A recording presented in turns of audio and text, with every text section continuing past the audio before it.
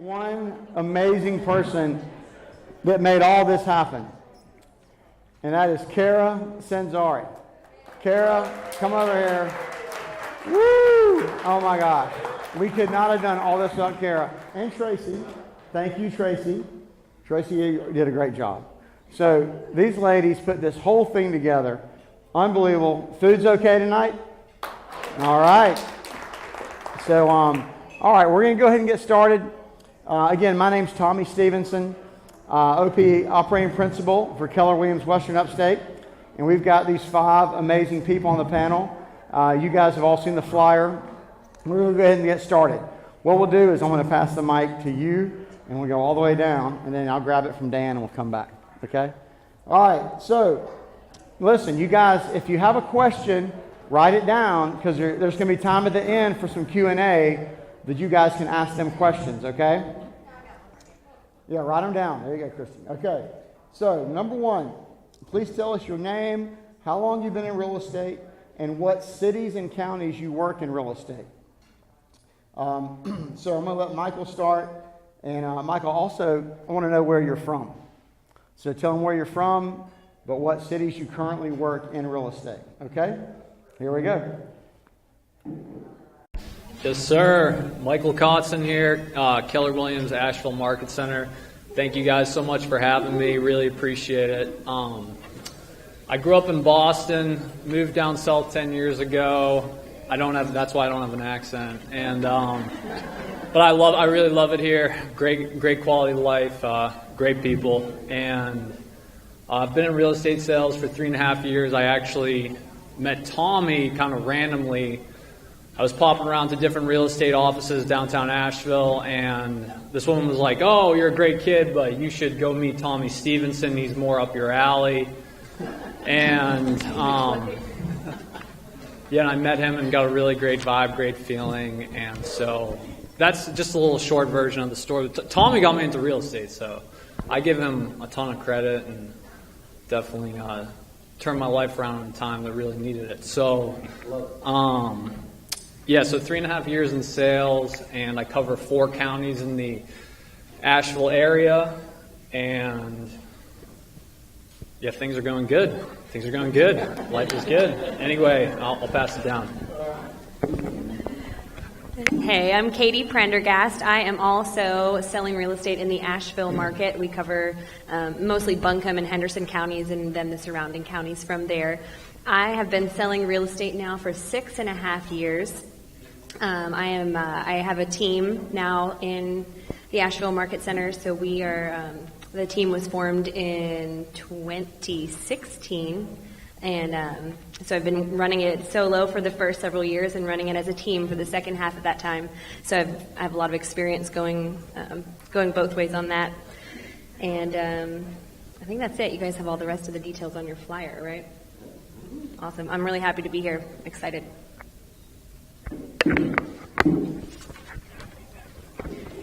Hey. Let me get the 2 mics in. Hold on.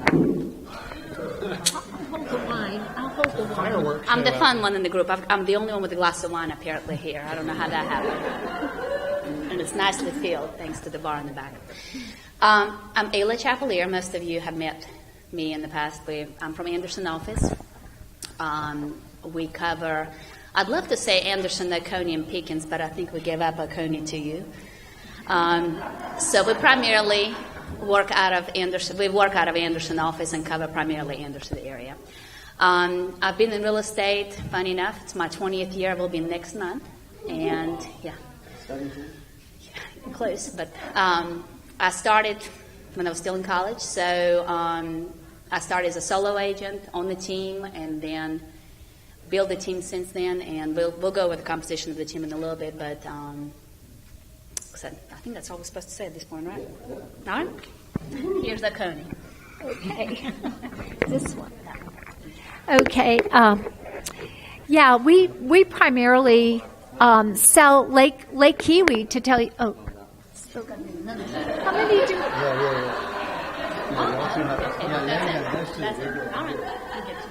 Can you hear me now? We need a mic drop. I I started in real estate. I reinvented myself at the age of 51, and that was a long time ago. But I wanted to sell real estate. I was not, Gary and I, my husband, who's over there, we moved up to Lake Kiwi in 2001. And I was traveling all the time, so I wanted to reinvent myself. So we went out and bought real estate, and then we had to sell it. So I got a real estate license, and then my neighbor across the street had gotten her real estate license, and I said, well, we need to both make money, so why don't we join together? Now, this was a long time ago. This was early 2004, and I don't know if there were any teams. But we did it, and we wanted to each make money, so that is how we got started. And we concentrated on Lake Kiwi. And I will really attribute that to my first partner. She said, oh, no, let's just specialize. I don't know if I would have had the vision, but she did, and so that's basically how we started. I would say 98% of our market is Lake Kiwi related.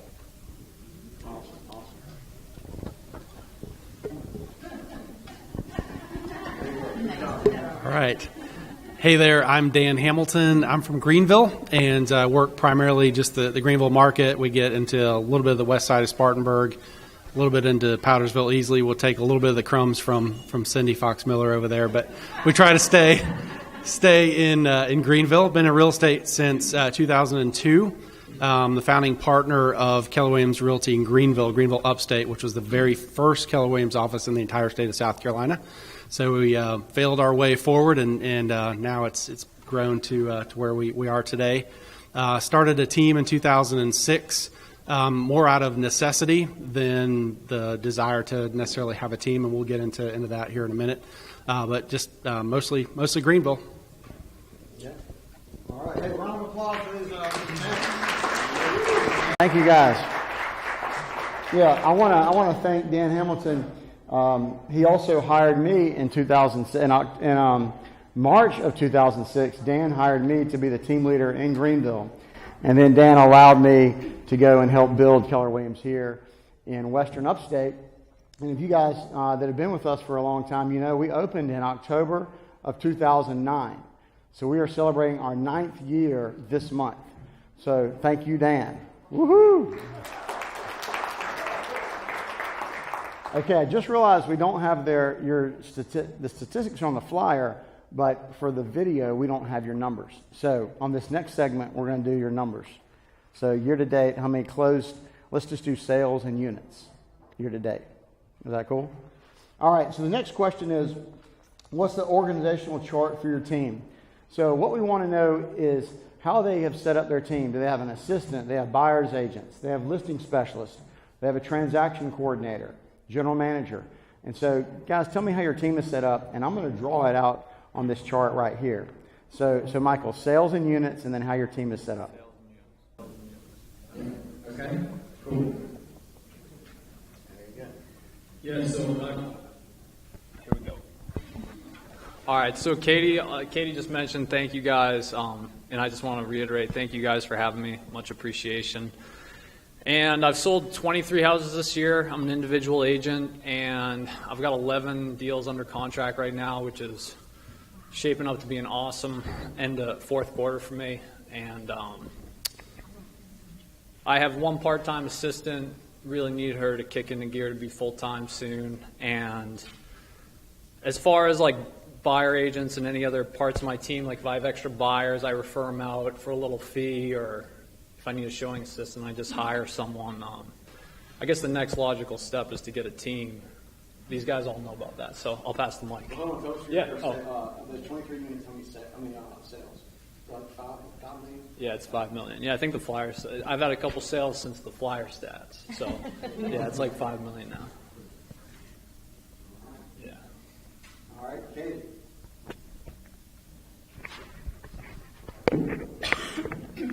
All right, so the stats that we are at right now, my team and I have 59 units closed and pending to date, which is about 16 million in volume. As far as our team structure, Like I mentioned, I hired my first assistant in the fall of 2015. So I'm rounding out about 3 years of having some type of leverage and having my team moving in the direction to where it is now. My current structure is that I am, of course, the team owner, and I am the listing specialist. So I am responsible for taking all the listings for the team. Then I have 2 buyer specialists, and they're actually both here tonight. Josh and Alona, raise your hands. All the way from Asheville. So I've got 2 buyer specialists who are amazing, and then I have 3 administrative assistants. It's the equivalent of 2 full-time people, but the way that I have it divided up is that I have 1 full-time office manager, Lauren. She's also here. Hi, Lauren. And then I have 2 part-time folks. One of them plays the role of the buyer coordinator and the buyer side transaction coordinator. So she handles all of the assistance for Josh and Alona, my buyer specialists, from setting a buyer appointment all the way through buyer is closed. She does all of that on the back end. And then my listing side transaction coordinator, her name is Rachel. She handles just transaction coordination for me on the listing side. So that is us, and it's fun. It's more fun to do it with a team, I've found in the past couple years. It's fun knowing that I don't have to succeed alone. How many closed units this year? We're at 59 closed and pending. I'm not sure what the specific breakdown is of how many of those are the pendings in the moment. And it's $16 million was the total for that.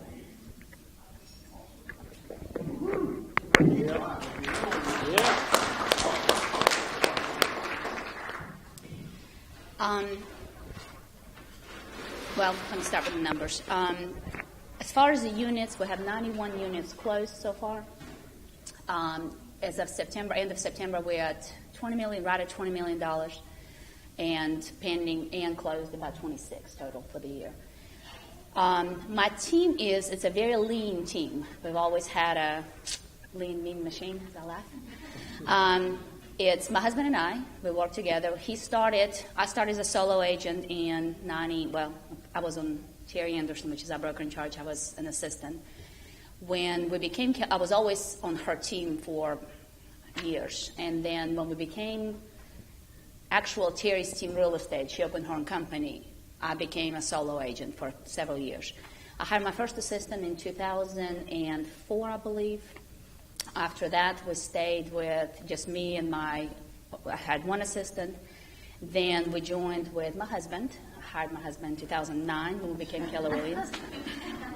He was actually a buyer's agent on the team for about 3 to 4 years, I guess. And we realized being a buyer's agent, we could travel. I could travel. He really could not.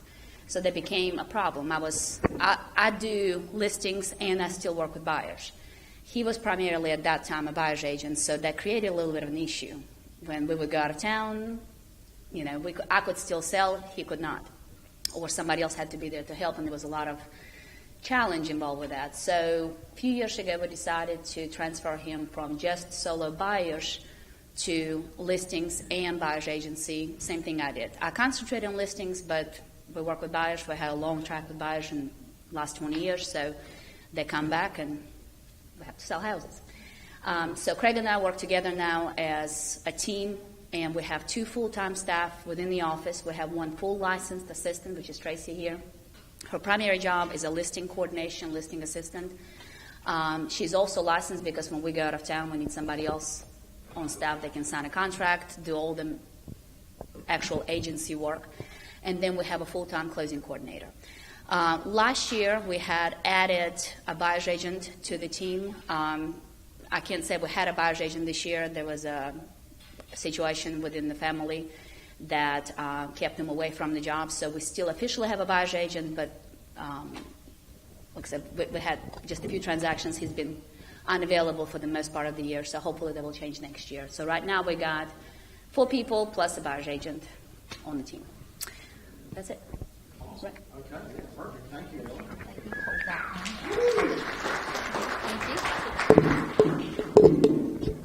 Okay, so our team, at this point, it's a fairly large team. We have a lot of buyers agents, but what we've decided to do is we want everybody to always make money. And if you're a buyer's agent, sometimes you don't have that ability. So we are transitioning where we want everybody on the team to be listing. I love to list. I would go on 2 or 3 appointments a day if I could. I absolutely love to list.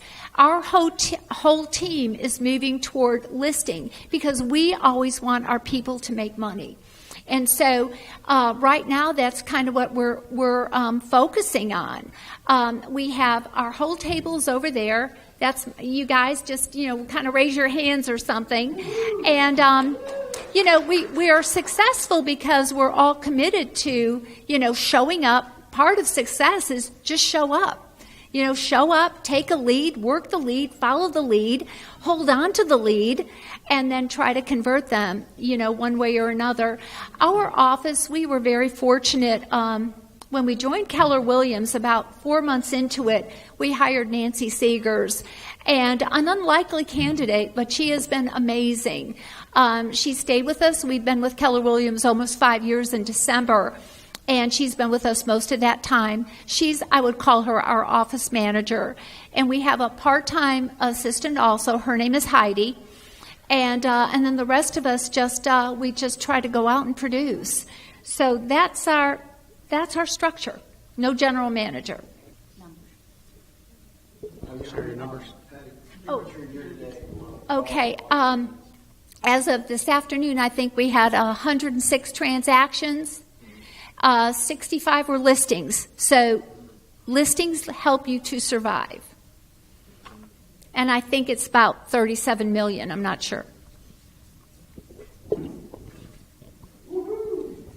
Yeah.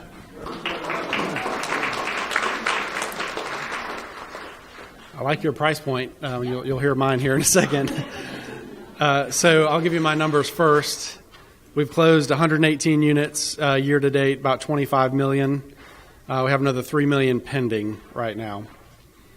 We're right at 800,000 GCI. So our average price point is much less. We're closer to 200 or so. Our structure, so right now, so I've been in the business since 2002, started building a team in 2006, built a team up to where, like I said, it was out of necessity. I had a general manager in place, listing agents, and I was essentially, if you look at the MREA, kind of 6th or 7th level, kind of depending on the time of the year. I've been in elected office for 10 years, so I'm out of Greenville for 3 days a week, 6 months out of the year. So I built a business really to be able to survive without my presence. I'm actually winding down the political side of things, so I'm ramping back up me being more involved in the business. So that means kind of streamlining things a little bit. So we are where we look like right now. There's no general manager in place. I'm there daily doing kind of the general manager duties as well as listing. So I'm the only listing agent right now. Like I said, I've had two listing agents in the past at one time. But right now I'm taking all the listings. And we have 2 admin full-time. One is a listing manager, so she gets me ready for my listing appointments, gets all the paperwork ready, and then handles it to get it on the market, coordinating the staging, photography, all that kind of stuff, MLS documents, and then getting it on the market. So she handles all the kind of the listing side. And then we have a transaction coordinator, so a closing coordinator who handles both the listing and the buy side. And then we have a very part-time runner who happens to be my dad. So he'll help me put. He's a retired airline pilot, so I figured he could handle putting some signs out. So he helps kind of on an on-call basis, getting our sign, lock boxes, all that kind of stuff. 4 full-time buyers agents. Another 5th one we onboarded last week. So we're kind of ramping that back up. I have 2 more folks kind of in the works. One, I'm going to be bringing on another listing partner here that is actually moving out of from the DC market to. He's with KellerWilliams up there on a team and moving into the Greenville market. Wow. Okay. Thank you, Dan. Woohoo! Man. Yep. Yeah, this thing's fun. All right. Next question. Is that pretty interesting? So 5 different teams up here for sure. All right, next question is, what is your daily schedule? So what do you guys do every day from, say, when you wake up in the morning until you go to bed at night? What is your schedule for real estate? What's your mindset? And when I say mindset, what are your goals for the day, and how do you stay positive throughout your day as things get crazy? So what would be a perfect day for you, and then kind of what's your goal for that day? Okay? Yeah, so I really love just taking that like 8:30 to 12 o'clock time to just make phone calls and emails, as cliche as that sounds. It's just a nice time of day. People are just up and at 'em, like ready to talk to you. Like typically nothing bad has happened to them yet, so like they're more willing to like set appointments and like do business, so that's all good. And you have a few cups of coffee and it's great. And so mindset and goals, this sort of all links together. But yeah, my mindset, especially I'd say more recently in the past 6 months to a year, is you're the professional, you're the expert, you're in charge, go get your business, go get your money, have a good time doing it. And that's pretty much it. Go help people.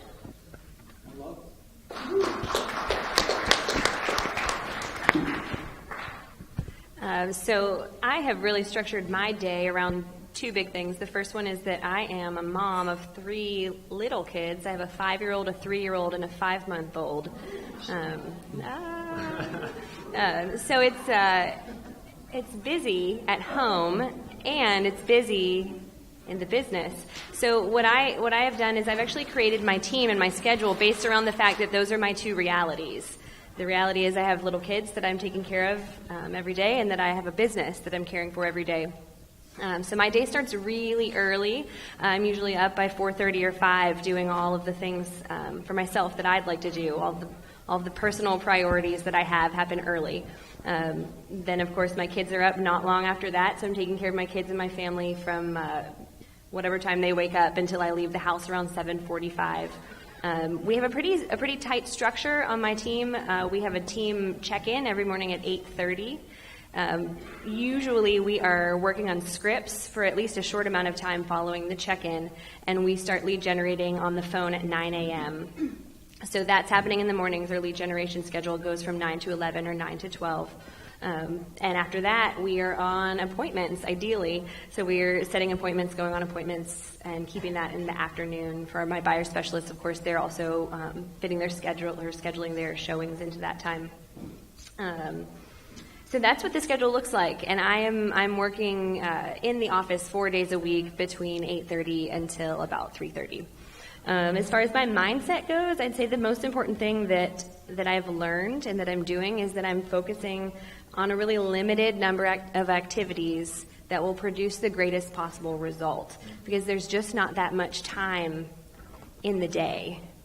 It's become really clear to me as I focus on my schedule and look at what time is available. I know that I can't do it all. So I'm focusing on a really limited number of activities to produce the greatest result. And I remind myself constantly that if I can create some really simple habits and stick to them, I know that's where my success will come from. So I'm focused on the habit of lead generating, and I'm focused on the habit of time blocking. And those are the two big pieces that have allowed me to run a big family and a pretty big business too. And that's it.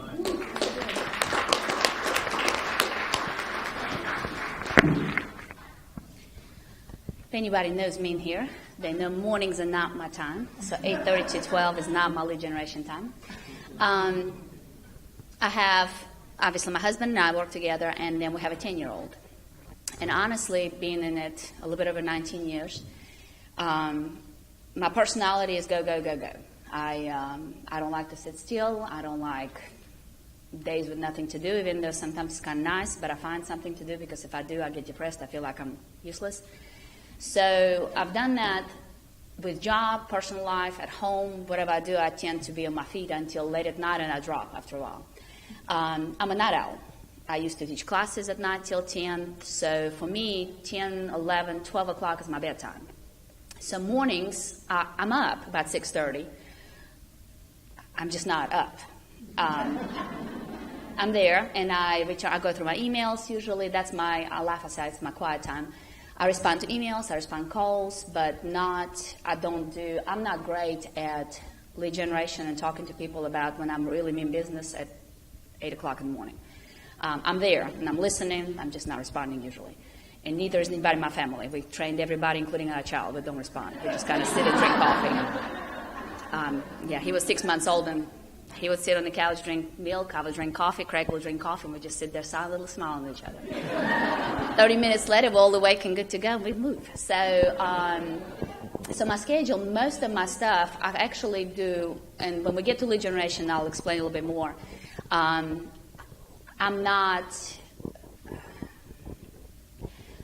I don't like cold calls. I don't like picking up the phone and calling. So because of that, most of my lead generation is done a little differently than most probably agents that do here. But my schedule is I go late. I don't stop. When the phone rings, I'm at home. I'm on vacation. It rings. And I would like to say that I completely disconnect. There are days we do, and we've done more of it. But what I had to learn, and actually Sandy Jordan and I had this conversation a few years ago.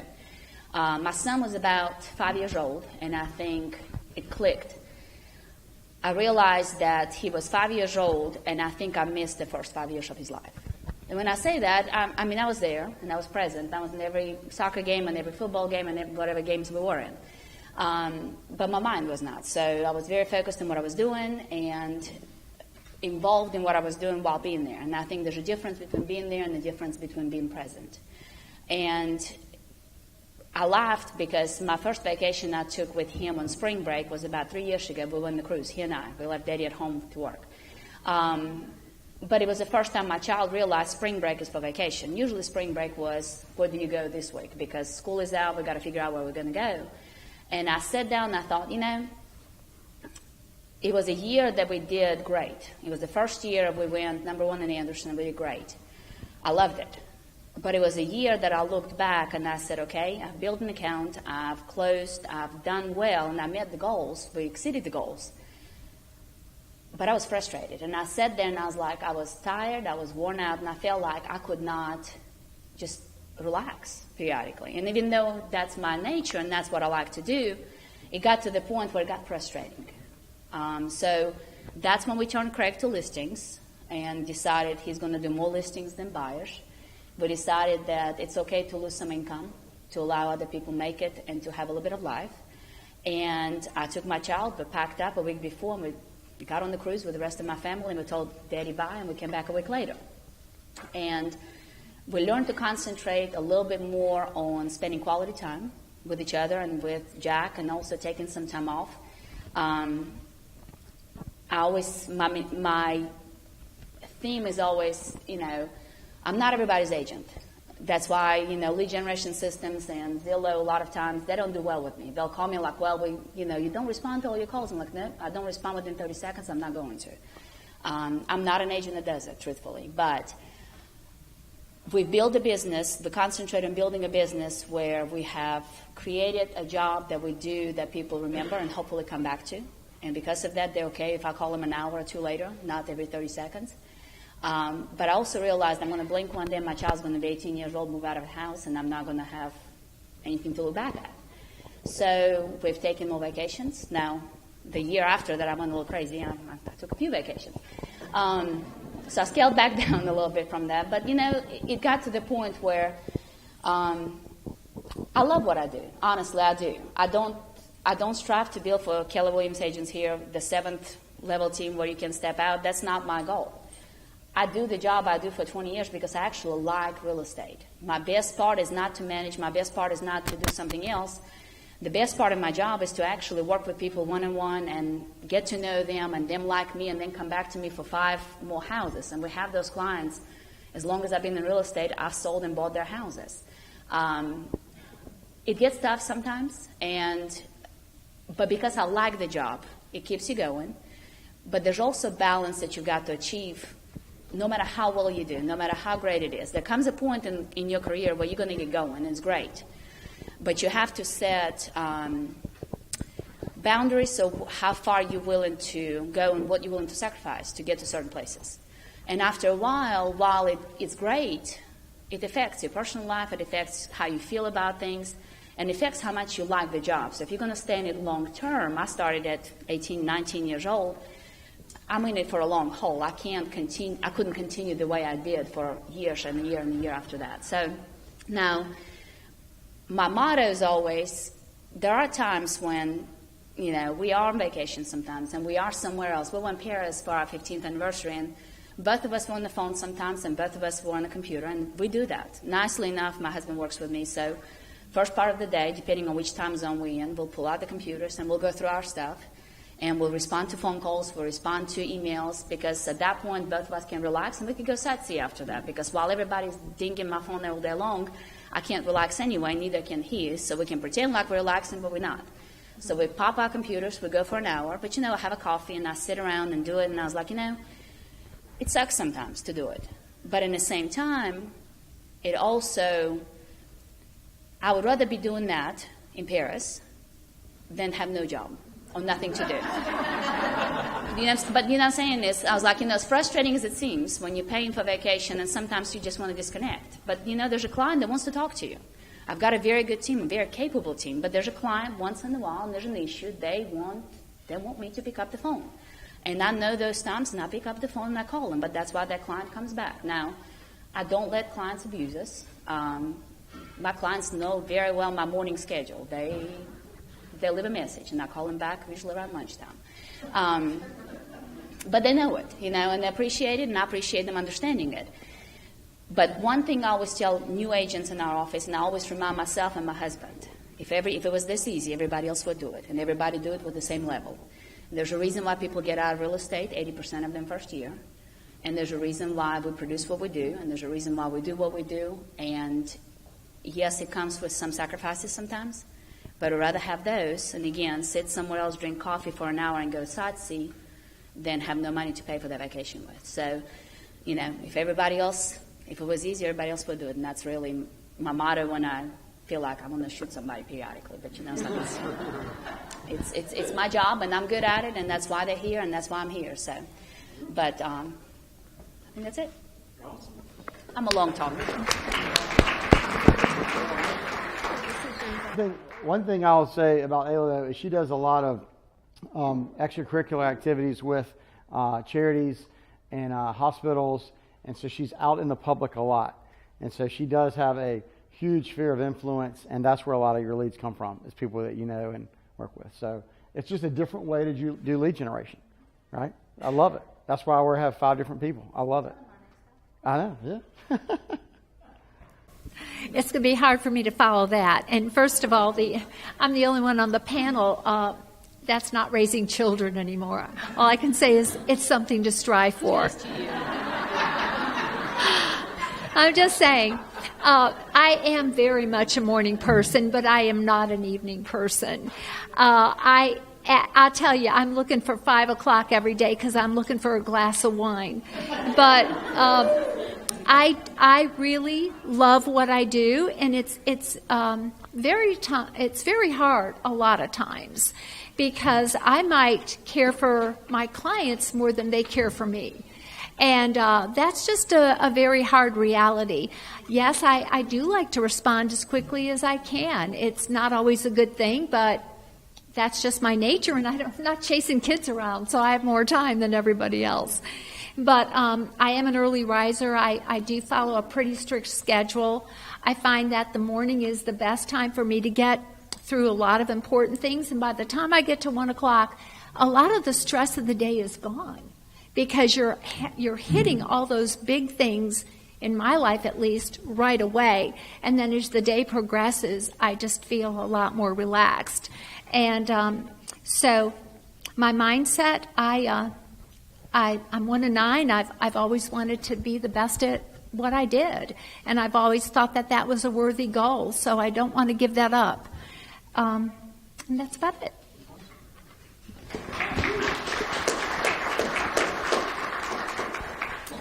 All right, so I think real estate really kind of boils down to a couple things. It is managing your mindset and managing your time, so these questions are very critical. And everyone has a different sort of zone of when they really are optimal. I'm more like Ayla, where I'm not a morning person, but my mornings are really dedicated to my family. So I've got 4 kids all at home still. They're all going to school, so we're up and having breakfast with them and talking to them, getting them ready, talking about the day. So it's important for me to be there with them, getting them ready, getting them off to school. And then, get to the office, 8:30, 9. And my big rock every day, no matter what, is to try to just set at least one appointment. And if I can set one listing appointment, that gets me to my goal of how many appointments I need every week, every month to hit my goals. So I have a rhythm in my business, and that we kind of teach is it's set, met, signed. So every day we have a goal, how many appointments we're going to set, how many we're going to actually meet, and how many we're going to sign. And if we can get into that rhythm of that's our big rock every day. So no matter if it takes us 2 hours, if it takes us 1 hour, it takes us, however long it takes, let's do it. And then I set the rest of my schedule around what I want to do. And my kids, my boys play soccer. So yesterday I had a 4:00 soccer game, and then I coached my other one at 5:30. So I was, out of the office by 3:30. So I really want to get down to doing the business in a manner that I want to do the things that I enjoy doing, and then delegate out the rest so I can spend my time and be with my family and do the things that I want to do. So it's managing your mindset, managing your time. And the way that I manage my mindset is when I'm in the car, I'm a big podcast and audiobook listener. So I've got a political background, so I'm used to kind of hearing the news, and to me that just it depresses me because the news is always bad. Yeah. So I stopped listening to the news. I stopped listening to talk radio. I advertise on talk radio, but I won't listen to it because it's so negative and it just affects me. I'm very much influenced by what goes in me. So I listen. There's several podcasts that I listen to, books on audio. So that really kind of helps me keep a positive focus. So when I come to the office and I show up, the team gets my vibe. So whatever vibe I bring to the office is what they're going to operate off of. So I've got to be on. I've got to be positive, and so getting my mindset straight before I talk to them or talk to anyone in the office is important. Yeah, that's a great point. Yeah, that's a great point. How about for 5 very unique, different styles and very unique. But mindset is critical. Those of you that have a team, or if it's just you as an individual agent, get up, show up, dress up. You got to do it every day. And you got to have that positive attitude that you're going to get that appointment. I love that. Okay. Next question is, how do you generate leads? So what's your number 1 lead source, number 2 lead source, and number 3 lead source? So we're going to find out where their leads come from. Michael? Yes, sir. So I have it's pretty just a quick punch list for me. I mean, I moved to Asheville. I didn't know anybody there. I was dating a girl. We're not together anymore, but so I'm not selling her house. But the bottom line is I literally don't really hardly know anybody in town. I've had friends come and go over the years. So the point is this, is that I work with strangers. And so some people are like, oh, who do I call? What do I do? I don't know anybody in town. And I think it's pretty universal to say just, you just get out there and start shaking hands. And, eventually as your business builds, you can lead with revenue and, start using different resources. Like I'll just tell you my top 3 things is dialer system for cold calling. For sale by owners is my specialty. It's pretty much all the listings I get are converted for sale by owners. And I'll be honest, I pay for some buyer leads. I'm not afraid to admit it. Won't do it forever, but for now I'm doing it. And past clients in Sphere, because now I've been doing it for a few years. I've got people, like some other folks on the panel were saying about, they call you back. And that's like the best business in the world. I mean, it just started happening to me in the last 6, 8, 10 months that I've gotten a few phone calls where they're like, yeah, let's I've got this, let's do it again. I'm like, perfect, let's roll. And that starts making your life easier and making the job that much more sweet. And that's where I get my business. Yeah.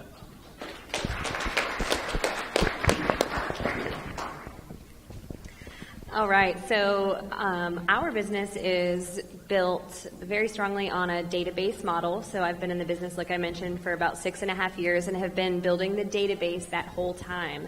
And I'm getting excited because what I hear is that it's at the 7-year mark where you can really start to see the repeat and referral business take off. And I'm seeing that already. So our number one lead source, what we're doing when I said we lead generate each morning, starting at 9 a.m., is we are calling that database.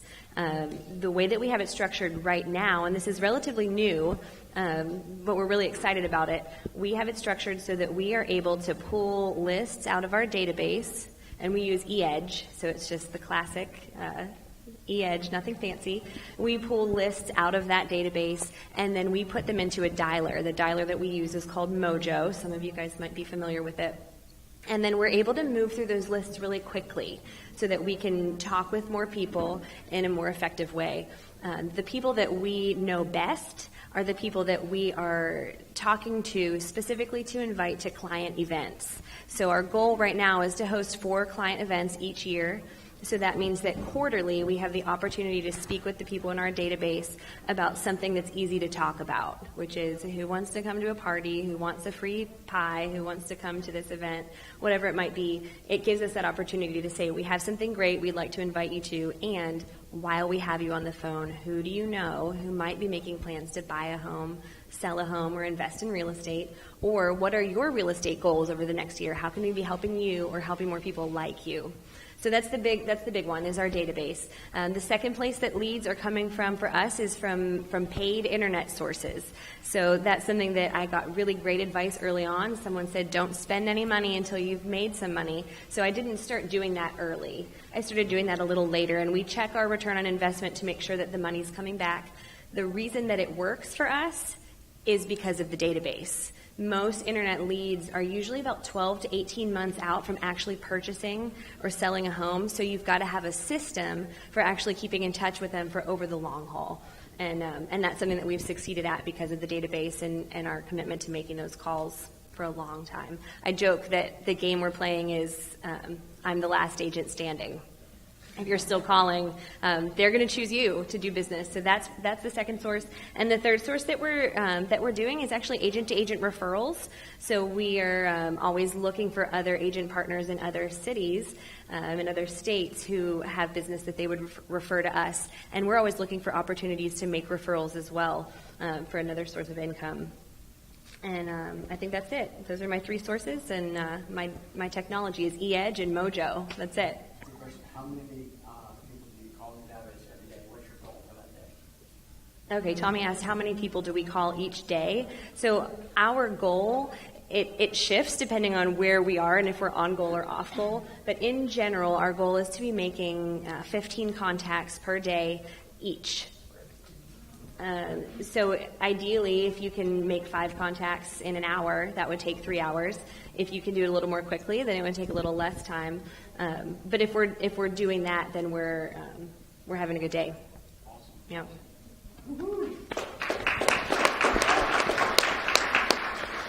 She lives in bold.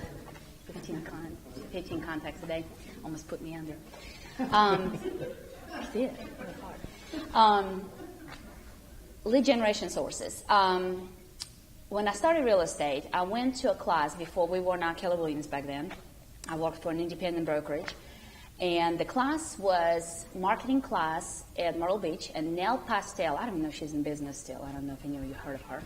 She was in Charleston area. She was a marketing class instructor. She's a real estate agent. And she was one of those that did commercials and billboards and everything else that nobody else did back then.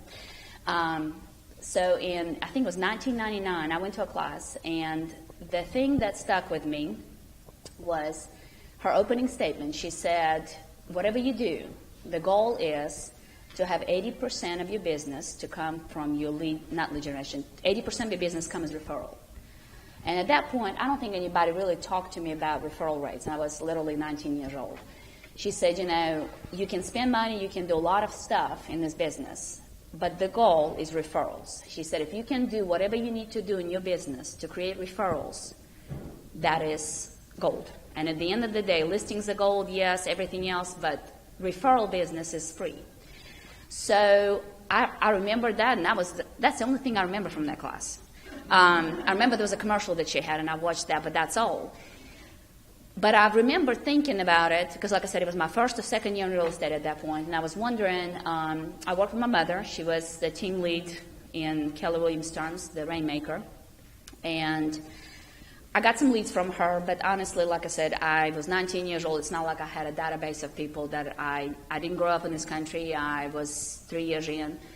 So not like I had a big database to start with. So the thing that we concentrated on, when I say we, I concentrated on from deal number one when I got out of there, was to make sure that every deal we did was worthy of referral later. I think it took a while to click, because when you first start in real estate, for a lot of people, regardless how old you are, I was lucky enough, I was 19, so I still was living with my parents and going to college. So as long as my car payment was made and my insurance payment was made and, you know, my small loan was made, we were good. So I was lucky in that aspect. So a couple closings a month sustained me. In fact, it gave me extra money, because prior to that I made nothing. But I realized that every deal I had was not my paycheck walking away. It was somebody else's transaction that meant they're either going to come back or not to me. And I was green and 19 and knew nothing about real estate, truthfully. So from then on, I took classes. I got better. I learned what I needed to learn. I took every class there was. My next class after Nell's class was appraisals and new construction. And I learned stuff. Surprisingly, made a huge difference. But I took every class, and at that point, we are KellerWilliams now. I wish we were KellerWilliams then, because I would have had all those classes and stuff for free. I traveled all over the state going to different classes because I was 19. But by doing that, the reason I was concentrating on that was because most clients that were referred to me by my mother looked at me like I was their grandchild's age. Oh, my grandchild is you same age. I'm like, great. Your grandchild is not selling your house. I am. And I could sense the feeling, bless your heart, you know. And I didn't like that. I didn't like feeling like I'm your grandchild's age and you pat me on my back and good job today, you know. So I learned. I wanted to make sure, yes, I might be 19 and I might look green and still young, but when I come into this living room after a while, I'm going to prove myself that I know what I'm doing. So I took classes, I learned, and it didn't take that long. It's amazing the confidence you gain from knowledge you get. A lot of our agents that I see get in and get out before they learn anything because they try to sell. And not to knock on the car salesman mentality, but it's like the name that we get for that reason. We got to know what we're talking about. So by doing that, I got better. And by getting better, I got better at customer service at the end. So my number one lead generation source now is my past clients. We got to the point before Zillow became Zillow, really. About 5 years ago, 92% of my business was referrals, past clients, sphere of influence. And they just called. And we got spoiled on that, truthfully. When the economy kind of went downward, we felt it for a while, but we also built our name in that economy. But that was our number one lead generation source. I think if you concentrate on service where the client walking out from the table, I don't leave everybody happy. I don't sugarcoat well. I'm not one of those sweet talkers. I'm smiling, but I'm going to say sometimes things that you're not going to like to hear, and it's okay. But those people send me business later because they know that what I said was true and was correct, and I did not sugarcoat it or lie. I said it to the best of their interest. And that's really what matters at the end. So when they walk away from the table, they may not like me very much right then, but they respect me, and they send business because they know when somebody else in their family or somebody, but they come back, they'll still send us business. And I had assistants that came and gone, and people that I have a database on the EH. We work with it. We send them cards. We periodically touch base with them, but I don't have a truthfully systematic, I should. I don't have a systematic, let's call so many people so many days. We don't. But they still come back. And I've been spoiled with that, but I think I can attribute it honestly to that Nell Pastel speech that clients come back when you do the right job. And if you consider the client's interest first, it's amazing what happens 5, 6, 7 years down the road. Number two source of my business has been probably, it surprised me. A few years ago, I became involved in the community. And I became involved in the community. My sister dragged me into a group that was a bunco group. It was a nonprofit organization that had a Banco group, and she did not want to go by herself.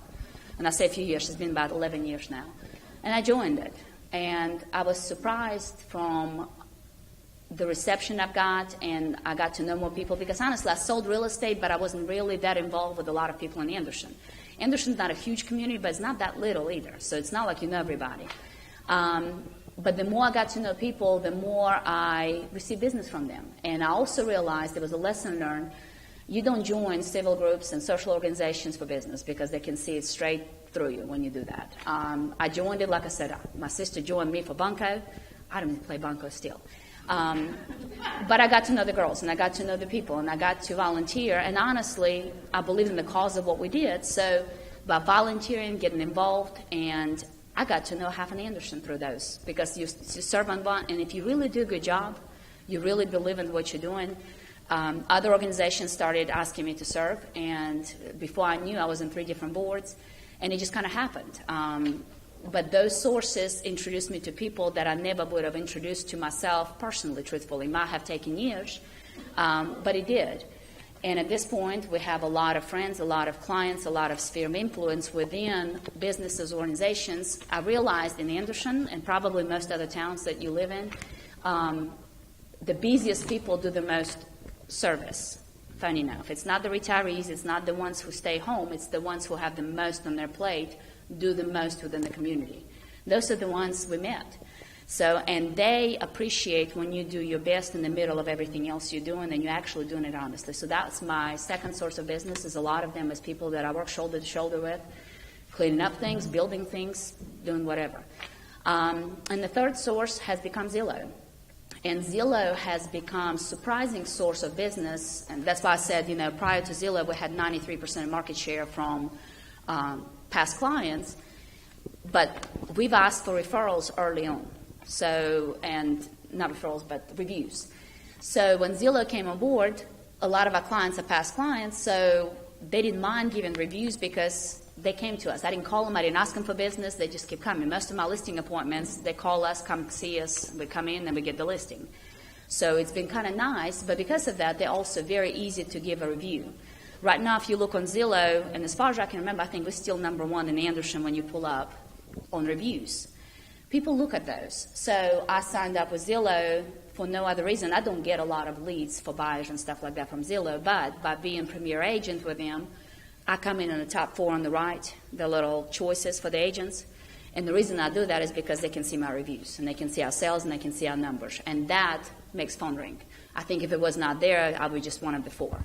So it surprised me because I never paid for a database management or database lead software type system or any kind of other program, but I gave them a chance and I tried it and it worked. So that's my third source. That's it.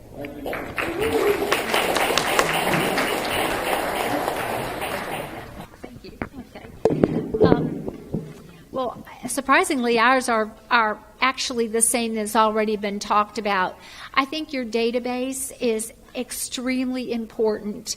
That database it's your whole history in real estate. And if you're just new in real estate, it's everybody you knew, everybody you go to church with, every game you play, every group you're involved with. It's your whole sphere of influence.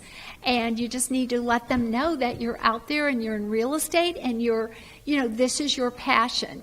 It's not a hobby for you. It's a passion because there are a lot of real estate agents out there, and why would they choose me or why would they choose you? So you have to give them a reason for that. But to us, I think database is very, very important. Giving them information, giving them updates, that type of thing. I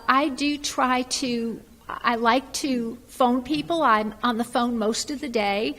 I like to write people. I have very poor penmanship, and I try to make it neat, but I want to handwrite most of my cards because sometimes I think it's okay if they struggle to read it because, they're taking the time. But I think if you get something handwritten, that's meaningful to you.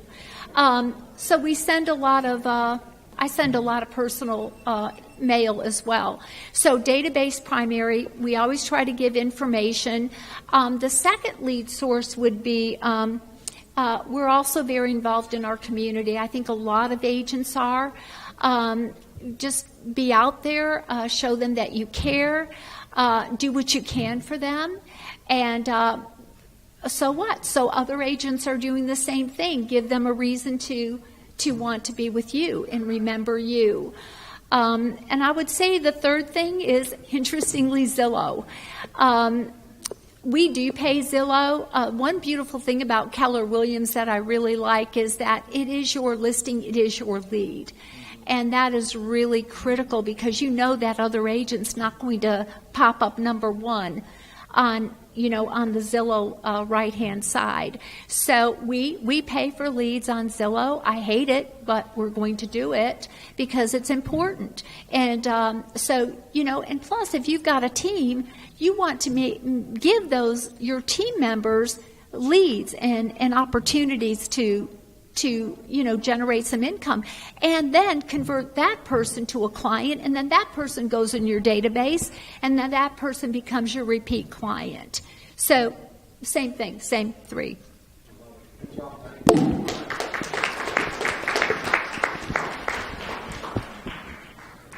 All right, you're going to start to see some trends here because we're pretty similar in that.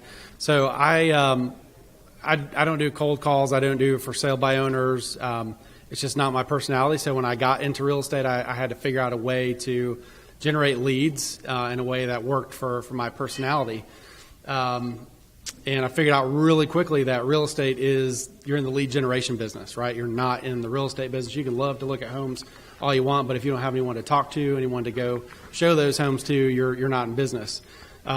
So I was, fortunate that I grew up in Greenville. My family lived, we moved there when I was 5. So, had a pretty large sphere of influence for someone my age when I got into real estate. So I was in my mid-20s, got into real estate and really kind of worked people that I knew. And even at that age, I got very involved in community type events and serving on boards and all those kinds of things. All that stuff kind of led to, I served on a bank board, got elected to the state house. So that kind of grew even, bigger than I ever anticipated it. So sphere of influence is about 40 to 45, SOI and past client is about 40 to 45% of our business right now. We stay in touch with our database, not as systematically as others, but we do 2 video emails a month where I'm talking about something that's happening in real estate. We send that to we've got about 25,000 subscribers now on our email list. And then we track who opens that and what they're clicking on. And then that's how we do our follow-up to make sure that they're getting the information that they want. So SOI, past clients, big part of our business. We also supplement that. So if all of your business is past client, you're not growing it. So to grow our business, we did marketing. So we want to attract business as well. And you attract business by, it's mind share, right? And there's a lot of real estate agents out there, but you want people to, when they think of real estate, you want them to think of your name. And really they can only remember 2, maybe 3 at the most. And you do that by hitting them from all different kinds of angles. And we've done that. We're on the radio, so we advertise on the radio. We've done that for 8 years now. So that consistency, and some people say, well, Dan, radio doesn't work. No, it doesn't work if you try it for a month. But if you do it for years, it does work. And consistency is what it's all about. That kind of led us to get into television.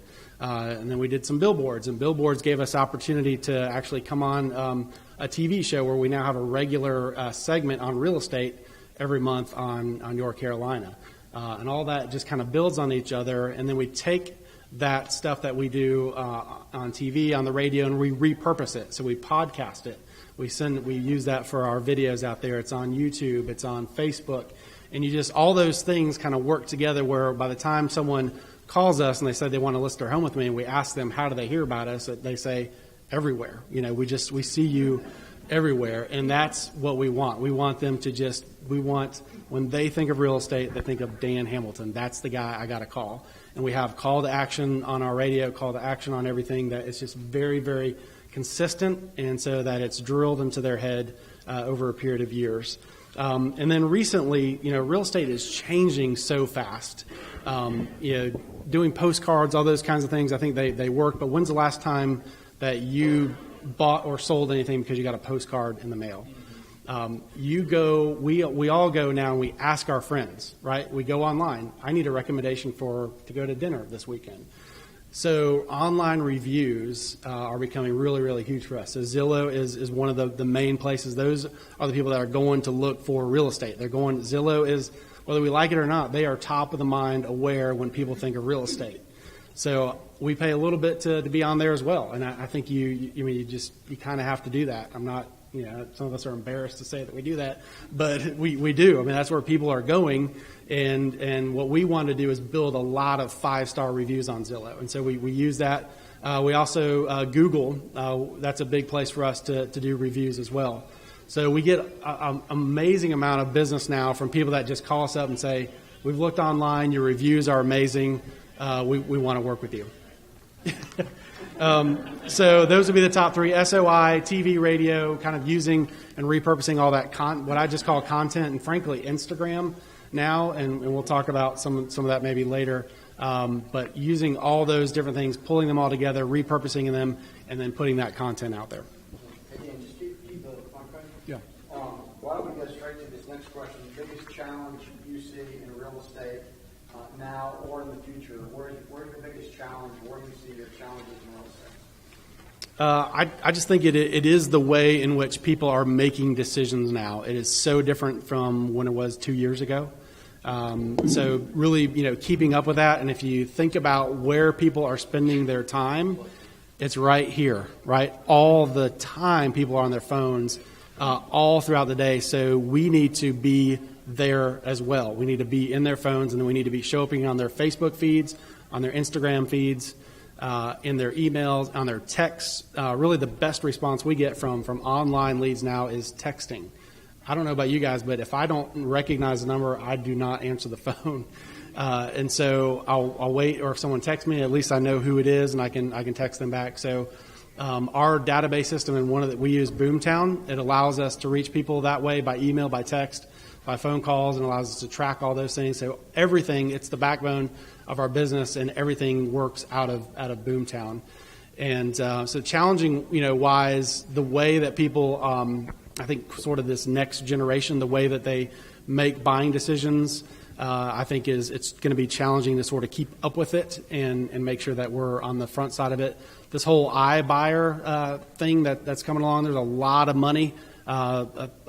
Investment company called SoftBank, if you've heard of Open Door Realty, well, they'll come in and buy your home. That eliminates the whole friction of getting your home on the market, preparing it, all those kinds of things. And if the numbers are similar to what we are charging as agents, I think that's going to be a thing that we're going to be competing with over the next few years.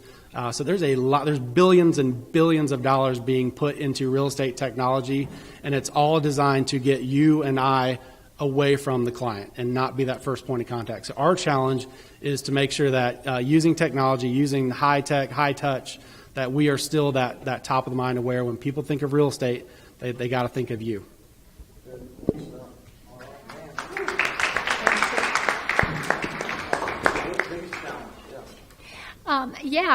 I think that it's very possible that in, I don't know how soon, maybe 5 years or so, there won't be.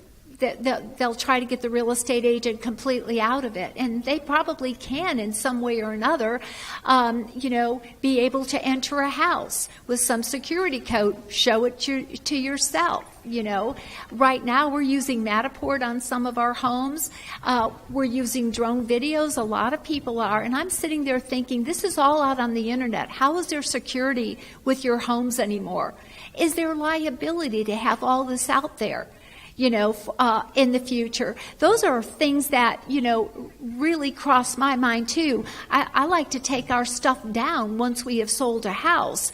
I tried that. I did get reprimanded because the appraisers use all of that stuff.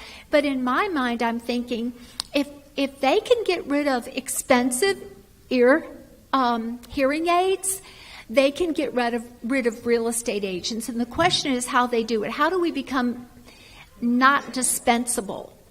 In our market, if you're doing a high-end property, those properties are, in our eyes, you cannot just go out there and buy it if you don't know what you're doing. You can't buy on Lake Hartwell. You can't buy on Lake Kiowee or any of these, maybe Asheville. These are really specialty markets. It's not like buying a little tract home in a development that I lived in when I was 30 years old. They're different.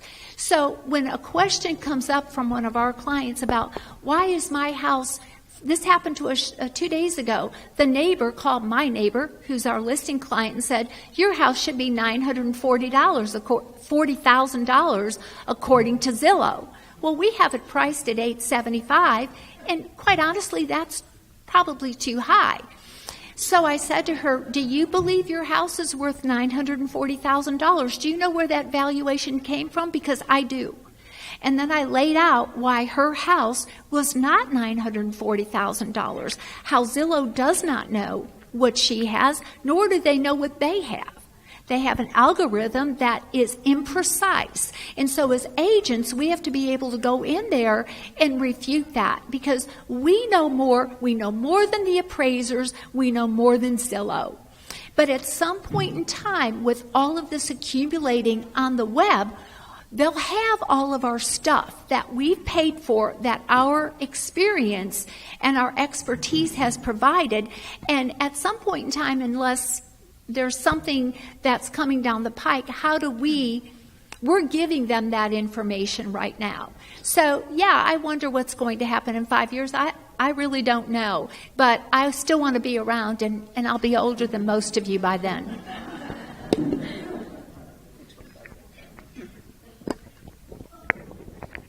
I think we're going to preach on the same thing today.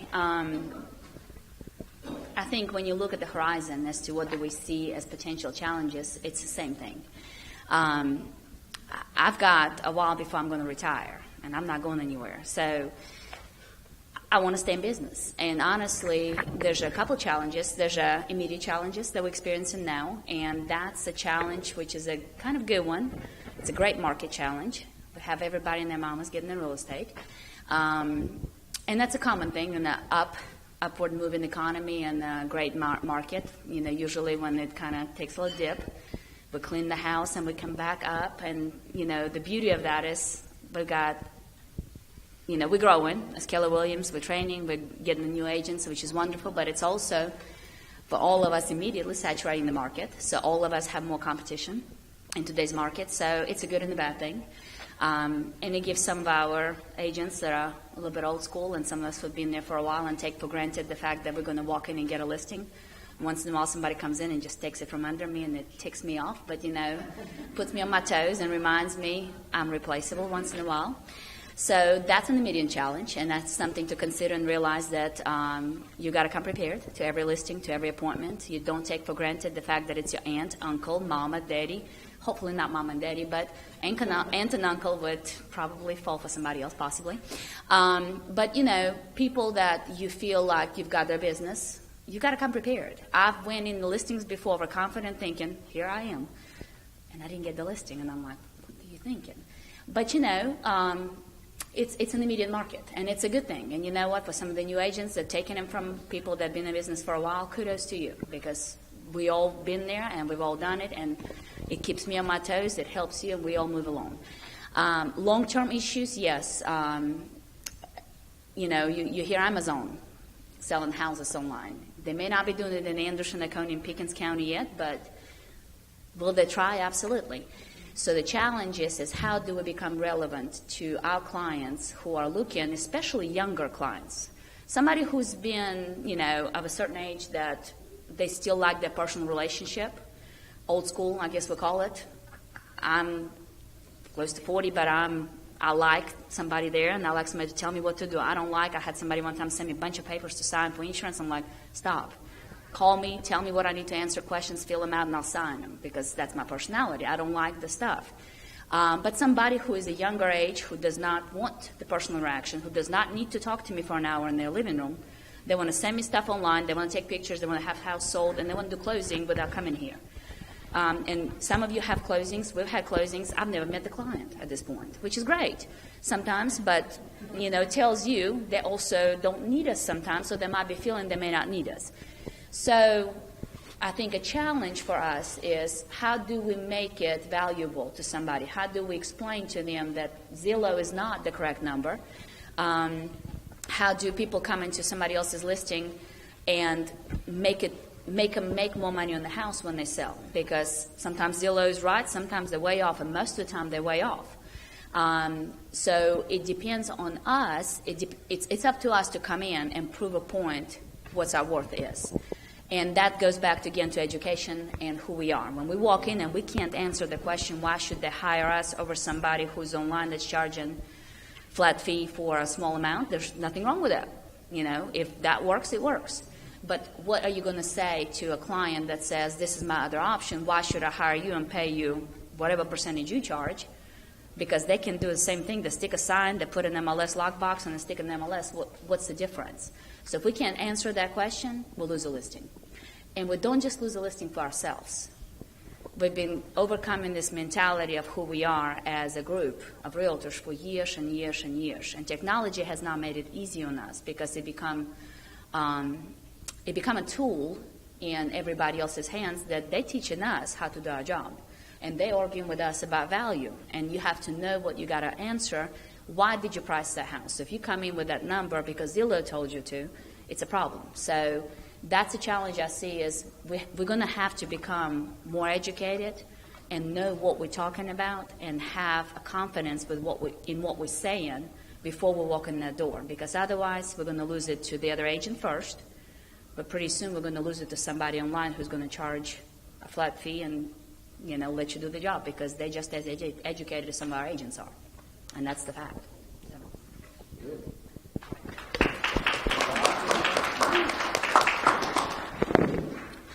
So I don't really have a lot to add. I feel like the three of you really nailed it as far as what challenges we're facing now and what challenges we're imagining we might face in the future. So I think my answer is really short and sweet based on everything that you guys have said.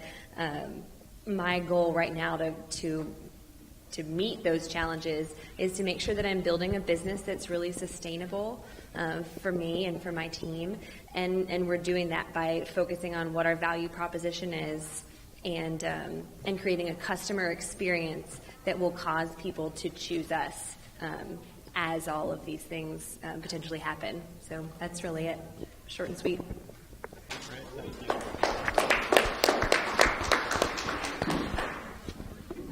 So I don't know, it's funny, I was just thinking of a couple things to say. One in particular is that, honestly, brutally honest, I see absolutely no challenge in real estate moving forward, and the reason is because it's about creating value for your clients. I've learned that more and more. I mentioned that earlier in the last 6 to 12 months of my career personally. I've built up more confidence, and the more classes I go to, it's like what I tell people, I don't pull my own teeth, I go to a dentist. You know what I mean? And it's the same thing with real estate. People are going to do flat fee listings and they're going to do whatever they want to do, and that's cool. There's 250,000 people in my county. There's one of me. If I get a team together, there's 4 of us or 6 of us or whatever. That's a lot of business. So, bottom line is, as we keep getting better as agents, people are going to want to continue working with us and not questioning our fee and, understanding that it's worth it to work with good people and get the job done.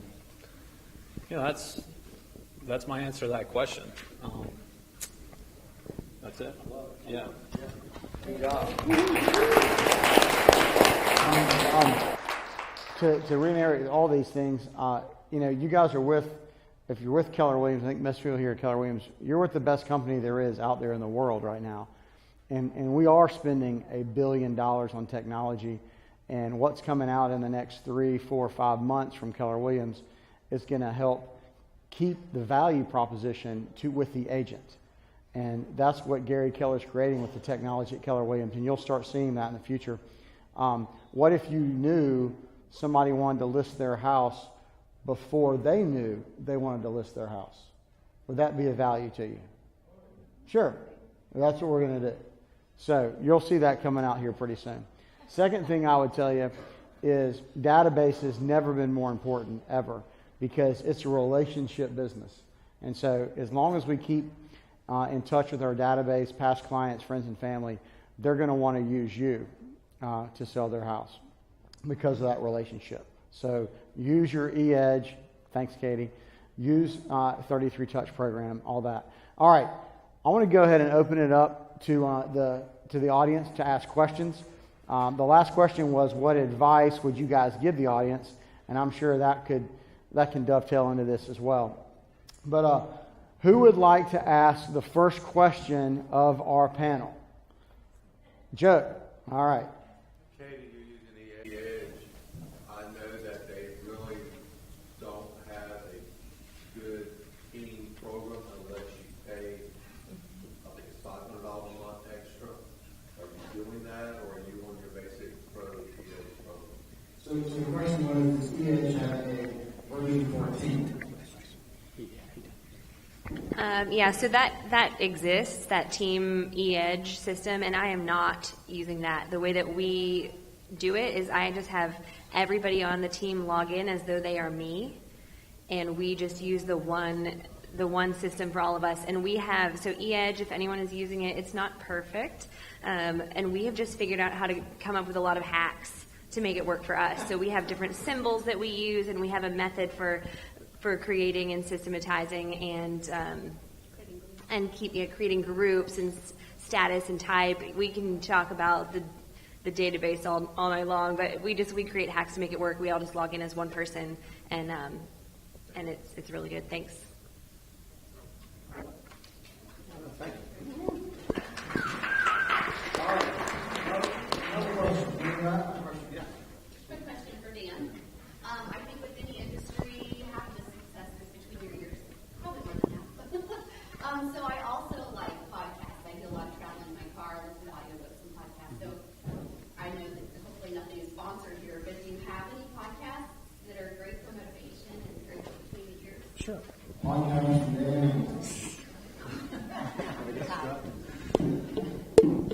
Let me see what I'm listening to, and I don't like to do all real estate all the time, so mine's kind of a mix. But from a real estate perspective, I think Pat Hyben's got one that is very real estate focused, and he'll interview an agent, really kind of dig down, and he doesn't let them just kind of talk in platitudes. He really kind of digs. So Pat's got a great one that I listen to, and I'll have to look. I can't remember the name of it. I'll look it up. A guy named Brendan Bouchard has a podcast, and he's got a book out called High Performance Habits. And actually, he podcasts the entire book, so you don't even have to go pay for it. So if you look him up, he's got an abridged version, and then you can go online and pay him like $7, and he'll send you the book. But it's one of the better books that I've kind of listened to recently, and his podcast is pretty good.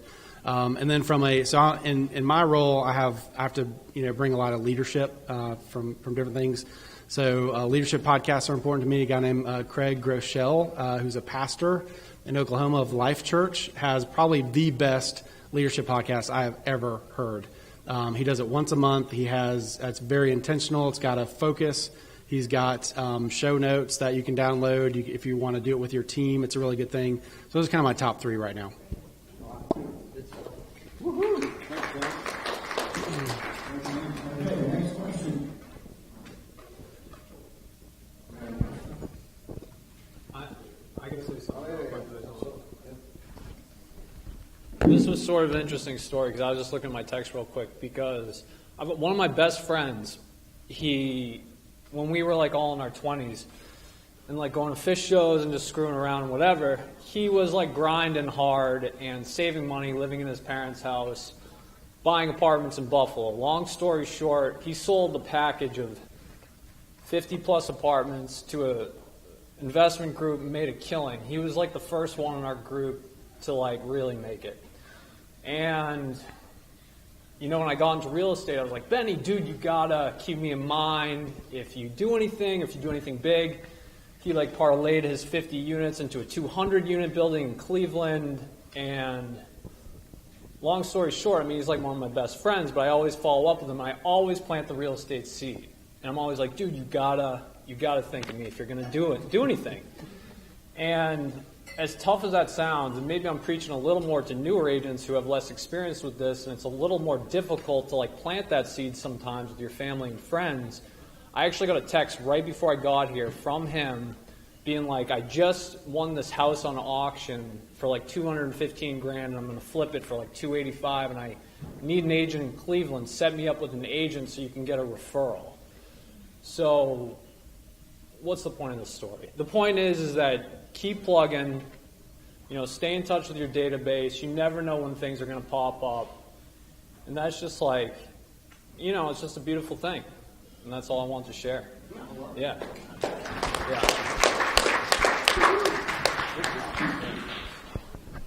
Okay. Questions? Any other questions?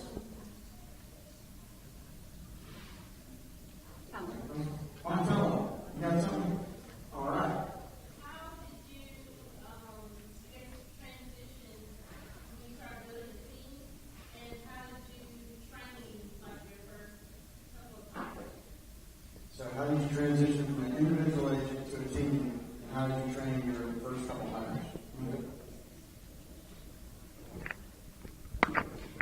I went first not because I did very good training my team, but because I was given advice by a guy who is now a coach with KellerWilliams. And about 7 years ago, I had a new hire, and I left the hire on the first day at work, and I went to Charlotte to a class. And I just told to answer the phone, just be there. I hired a couple people within the office to come in and kind of show us the ropes, but that was it. I was like, but welcome in. I'll be back. I'll see you in 2 days. I just need somebody to at least be there. It was one of those. I had nobody.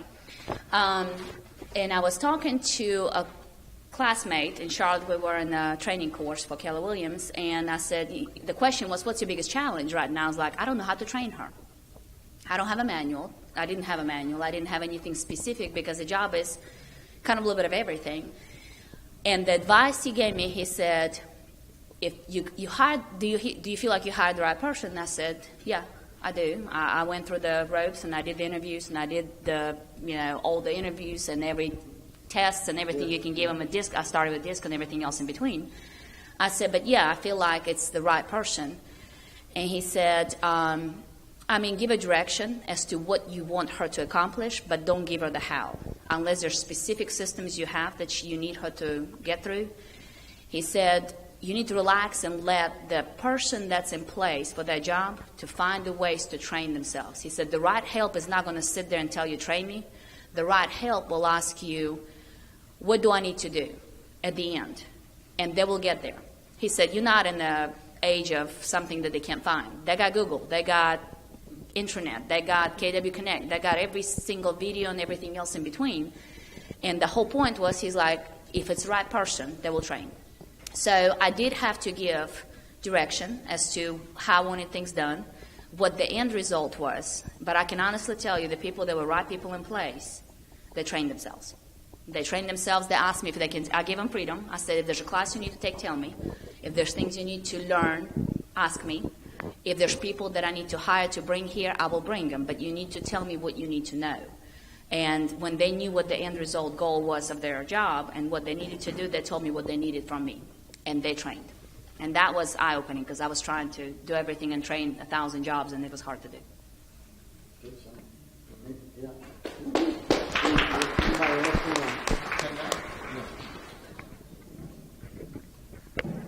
The one thing that I'll add to that, and this is really the biggest piece of advice that I could give in what has helped me in my business and with hiring specifically and with everything else, is hire a coach. That is the single decision that I made that shifted my business from me just like walking around wondering what to do into growing a team that is on track to close 85 units this year. And that transition happened quickly. The hires I made, it all happened quickly. And it was a result of the fact that I hired somebody who I intentionally decided to say, please help me to do this and hold me accountable. And that is the number one best decision I've made for my business. Until when you do that, we'll do it together. I will say one more for Thursday. KellerWilliams Anderson, we had a contract closing class with Jill. It was transaction coordinators to teach. So you can send your assistants there. Or you can go to that. She can have a checklist for everything she does. Contract close on you. Cool. All right. Other questions? Questions? Yes, ma'am. No. Susan.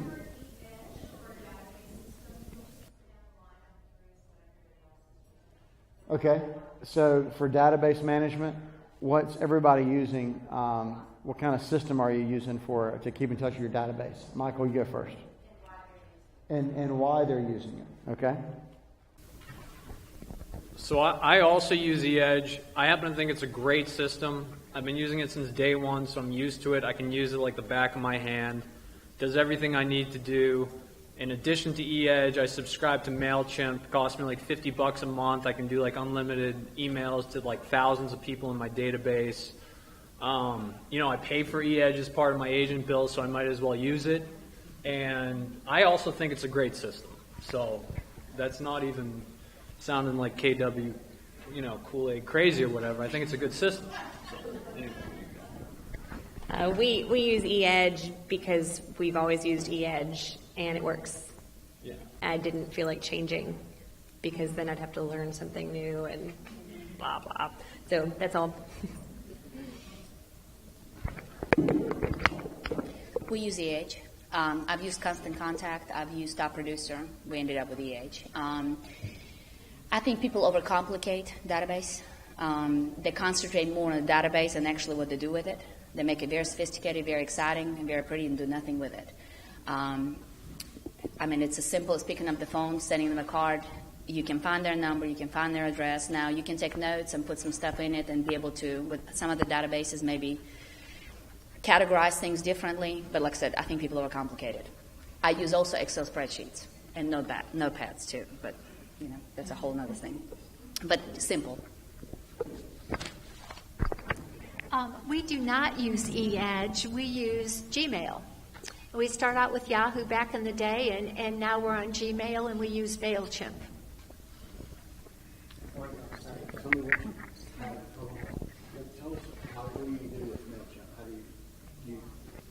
That's a question for Nancy, and she's not here.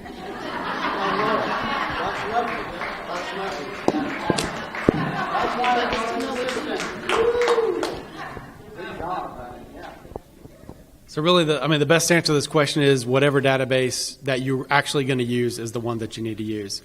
We use Boomtown as our, just like I said, the core of our business. We've been on that system for 8 years, and it has grown, and it's actually developed into, it's a great system for us. But it's whatever you use, just make it work. Good question. Good question. Anything else? Another question.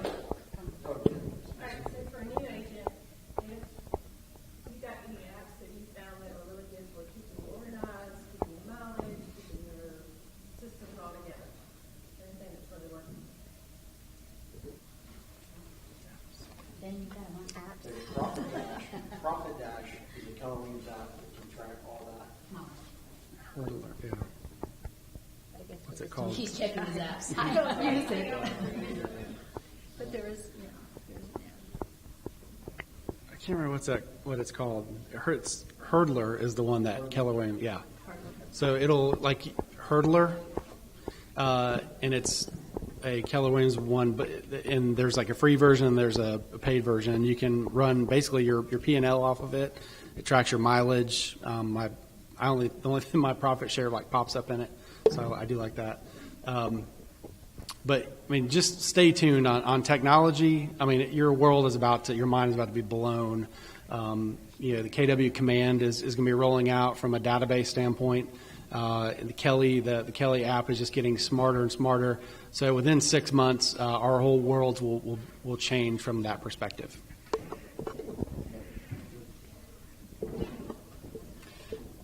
I laugh, but I use literally notebook. There's a notebook in my car. I walk with a notebook in the office. I walk out with a notebook in my office. Out of my office, it's in my car. So I don't keep up on notebook with the mileage. I usually do that on my calendar. And it's as simple as all my appointments are there and I know where I'm going, so we just put the numbers on it. But as far as keeping up with people, unless it's EH, we put them into the system. But to-do list, my problem was I started doing to-do list on my phone and on the sophisticated software we had. I couldn't remember people's names. So when I put people's names in, I'm like, what was that name? I can't find it. So my notebook, I can tell you on page 3 on top right corner, look it up, and it's there. So it just whatever works for you. But like I said, I'm old school. I like writing things down, and I like to keep a notebook with me, and it has everything I need there. Now I transfer it periodically. I'll go through it, and once I'm done with something, or my appointments, my phone numbers, my contacts, my addresses, I'll transfer them into EH or my calendar.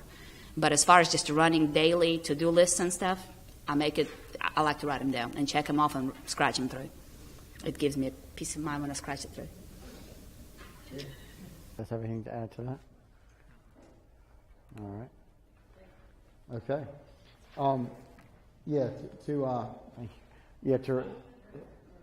To reiterate what Dan said, November 1st, there's going to actually be a technology roadshow that's coming to Greenville, so only about an hour away. And KellerWilliams is going to kind of unveil what's coming out the next 3 months with their technology. So November 1st, it's from 1 to 5. I'll get that out to you guys so you know if you want to go to that next month. Any other questions for our panel? Questions? How about a big round of applause for our panel?